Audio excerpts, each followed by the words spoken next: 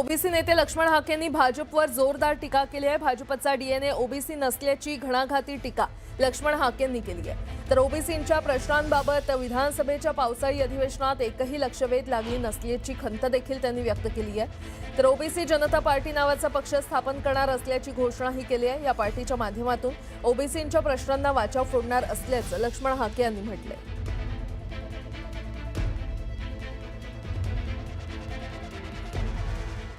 महाराष्ट्राच्या अधिवेशनामध्ये महाराष्ट्रातल्या 60% ओबीसींच्या प्रश्नावर एकही लक्षवेधी येणार नसेल, एकही प्रश्न मांडला जाणार नसेल, त्यांच्या आरक्षणासंदर्भात बोललं जाणार नसेल, त्यांच्या वेगवेगळ्या प्रश्नावर बोललं जाणार नसेल, तर महाराष्ट्रातल्या 60% ओबीसींनी नक्की करायचं काय? त्यामुळे कधी काळी ओबीसी हा भाजपचा डीएनए आहे म्हणून भाजपनं ओबीसींची मतं घेतली। आता भाजपचा डीएनए ओबीसी नाही,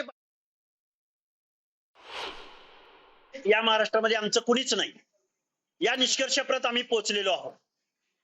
त्यामुळं इथून पुढच्या कालावधीमध्ये आम्हाला ओबीसीचा क्राऊड डोळ्यासमोर ठेवून काही निर्णय घ्यावे लागतील। काय निर्णय घेणार? निर्णय काय? ओबीसी जनता पार्टी असेल महाराष्ट्रामध्ये, ती पुढे येईल, ओबीसींच्या प्रश्नावर काम करेल।